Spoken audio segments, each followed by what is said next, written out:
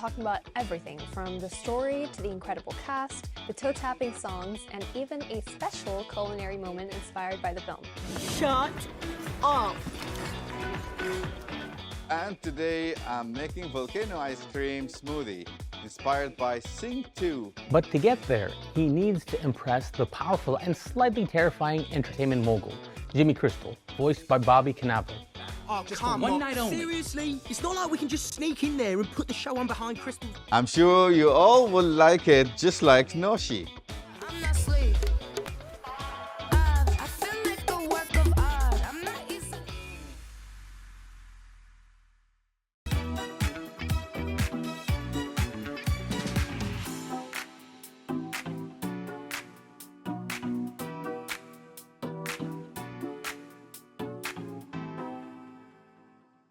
Hey everyone, and welcome back to another episode of Film and Flavor. I'm Zain Hasan. Good evening, everyone. I'm Ahmed Zayani.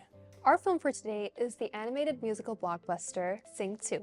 That's right. Directed by Garth Jennings, this sequel to the beloved Sing takes us on a spectacular journey with Buster Moon and his crew as they aim to put on the greatest show ever in the dazzling city of Red Shore. And we'll be talking about everything from the story to the incredible cast, the toe-tapping songs, and even a special culinary moment inspired by the film. Stay tuned because Chef Ali Yosif will be recreating the iconic volcano ice cream smoothie scene right here in the studio. I can't let you jump off here. Daddy! He won't let me jump! Moon, come on, let her do the thing. Yay! Portia, wait! Whoa, hey, just I love it!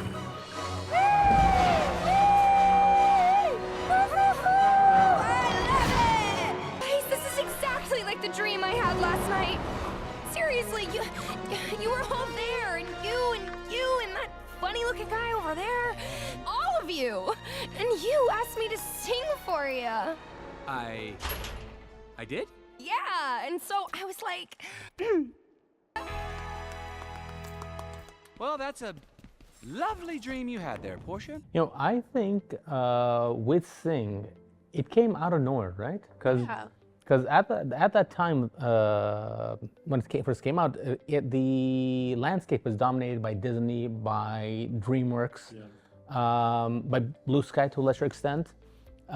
So Sing didn't really have that big of a cachet behind it, but the moment it hit theaters, it was pretty much everywhere, right? It was. And the thing I feel like what makes it so special is it also has this like story where it's like the little tiny animal wants the big dream. So it's like little animal, big dream. You know, it's like that whole concept. So I thought it was really cool to see Buster actually accomplish those dreams by the end of the film. Especially like, you know, being a koala and all. So obviously there were some hardships that came along with it, but I like how he was so passionate that he never really truly gave up on that thing that he wanted. Nathan, that volcano should have been finished yesterday. We're on it, Miss Crawley. You baby! Me and Darius, take him from the top of this time, put a little juice in it, will ya? I'm trying my best, Miss Crawley. A little juice. Hey, everybody! You're 2 hours late for rehearsal. Wait, where's the koala? Who are you? I'm in charge, that's who. Now get your tail to wardrobe, sweetheart.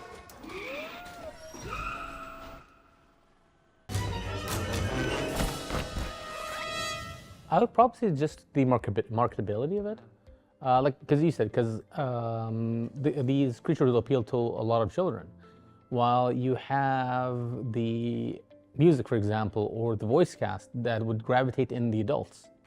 And I do think that the fact that it's a simple story that doesn't have huge stakes also helps in making the movie more palpable to a lot of audiences. What about you, Ahmed? What's your favorite song in the film? I am very tone deaf when it comes to music. I do not follow most modern music, but Shake It Off is a song always get to me. It's the kind of song like if I'm walking in a strange city with my AirBuds on, or whatever you call the AirPods or... I don't have AirPods. I still have the stringy ones. Actually. Yeah, then just earphones. Earphones, yeah. And that comes on my iPod. Yeah, I still have an iPod. I will start to dance with in the middle of the street. Let's start with the story. Buster Moon, played by Matthew McConaughey, is back and more ambitious than ever. He dreams of staging a grand show at the prestigious Crystal Tower Theater. But to get there, he needs to impress the powerful and slightly terrifying entertainment mogul, Jimmy Crystal, voiced by Bobby Cannavale. The twist? They promised to feature reclusive rock legend Clay Calloway, played by Bono. And the only problem, he's a recluse who hasn't performed in years. That was a great challenge for them. What about the songs? From U2 classics to Elton John hits and original tracks, the music is a showstopper. Each number is a visual and auditory feast. Which one did you guys like? To me, I will go with Elton John's "I'm Still Standing," because I love the track. I got introduced to Elton John late in life, and he's a phenomenal showman. And I like the concept of the kid singing the song on stage while his father is breaking out of jail, just to come there and watch him with a police chase going on at the same time. It's just a wonderful scene and a wonderful track. Jody. Don't you know I'm still standing better than I ever did? Looking like a true survivor. Jody. I'm feeling like a little kid. It's Jody! That's my Still son! standing after all this time. I'm picking up the pieces of my life son. without you on my mind. I'm still standing. Yeah, yeah, yeah. I'm still standing. Mine would probably have to be from the first Sing movie, which is when, aside from the one that I mentioned earlier, which was the Golden Slumbers one, I really liked the one where the mice was, is it a mice or a mouse? Mouse. Mouse. Where the mouse was covering Frank Sinatra's My Way. I thought that was really funny. It was a really funny bit because I think he changed one of the lyrics, like, I did it the mouse's way or something, which I thought was pretty funny. Seriously? It's not like we can just sneak in there and put the show on behind Crystal's back. That is exactly what we're gonna do. Nushi begins to suspect that Johnny might also be a weirdo and rejects his offer to accompany him backstage to prove it. Desperate, Johnny starts singing "There's Nothing Holding Me Back" at first to Nushi's disbelief, and seeing that everyone is following Johnny's pace, she releases her suspicion, calling him a weirdo in the good meaning of the term. I really would like to try the volcano ice cream smoothie and enjoy it just as Nushi did. So let's see how Chef Ali Yosif will prepare it for us today.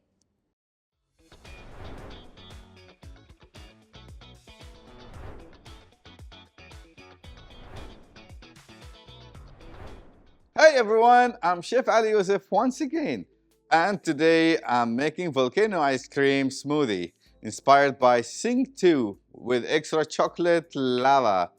This dessert combines layers of dynamic ice cream and chocolate pour. To start with, I only have ice cream, sprinkles, decoration sprinkles.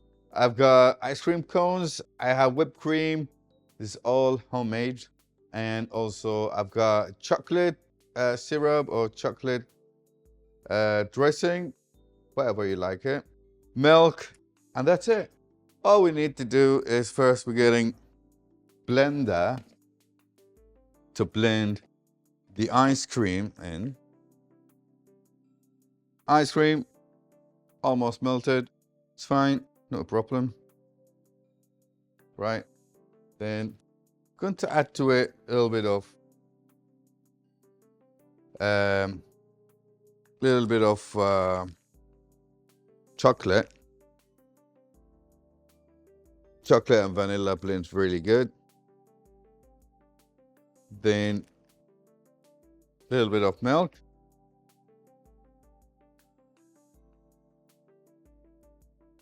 And we're ready to go. I'm going to blend it.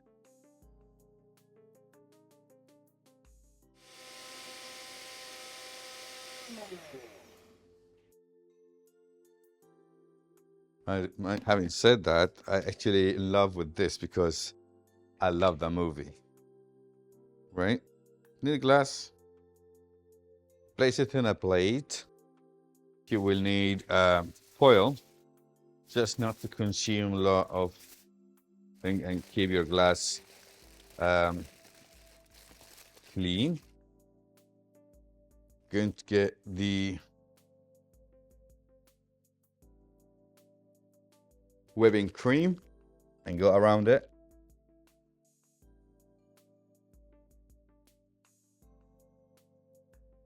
Some people prefer to use the spray whipping cream.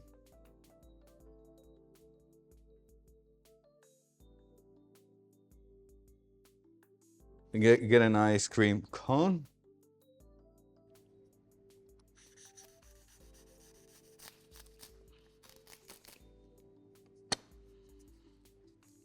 Place it on the top.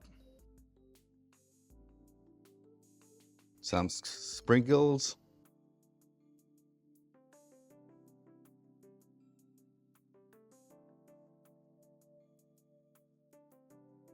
Then some chocolate. And you want to add more chocolate on the top.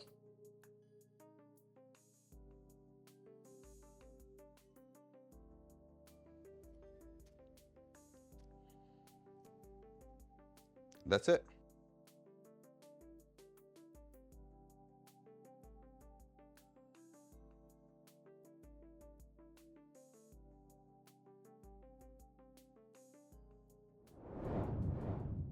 And now you have this amazing volcano ice cream smoothie ready. I'm sure you all will like it just like Noshi.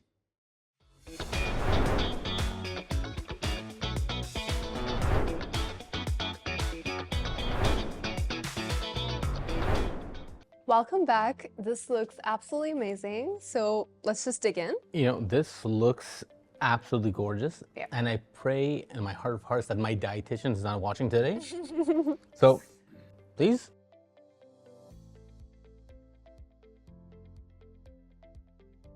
Oh, we're doing this.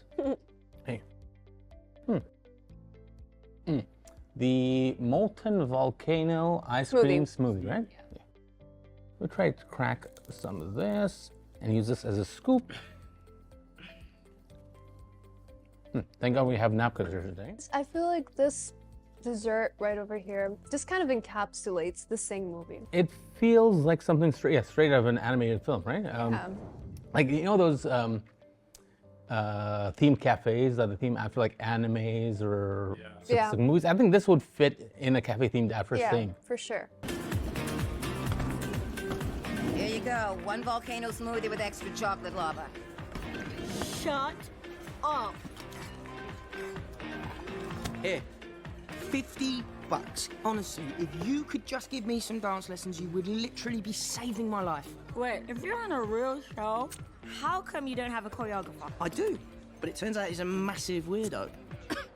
And how do I know that you're not a weirdo? How do I know that you're legit? Well, just come with me to rehearsal, see for yourself. Whoa. I'm not just gonna follow some guy I don't know to rehearsal. Well, how else am I supposed to prove that I'm legit? But I like it that this represents the magic, the whimsy that we see in the Sing films. Yeah. And I do think that, I mean, they're pretty new, right? How well do you think they will be stacked or compared to other animated films, maybe in like 10 or 20 years? I feel like Sing can kind of be compared to the Despicable Me films, let's say. They have this sort of like the same animation style, let's say.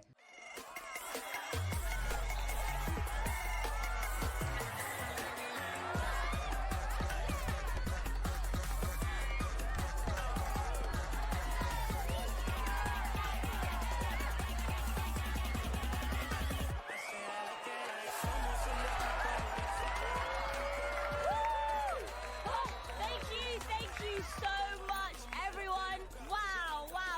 Much appreciated. Thank you so much. Thank you for coming. Thank you very much, little guy. Wow, so kind.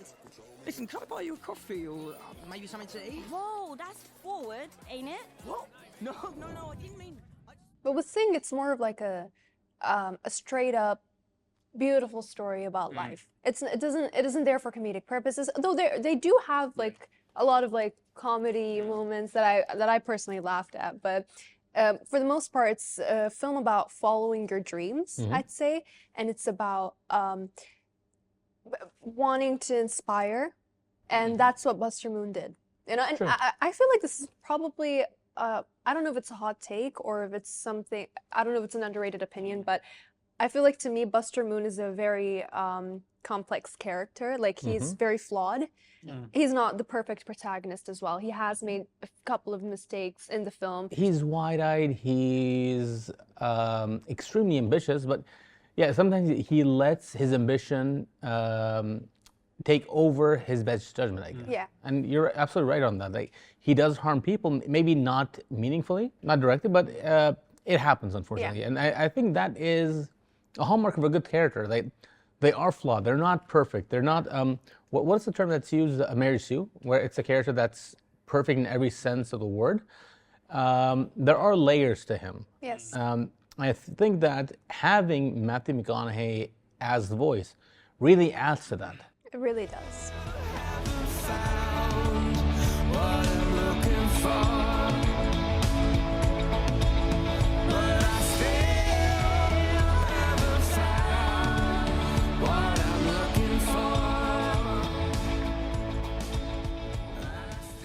Nushi gasped when she first entered the studio and quickly praised everything she saw.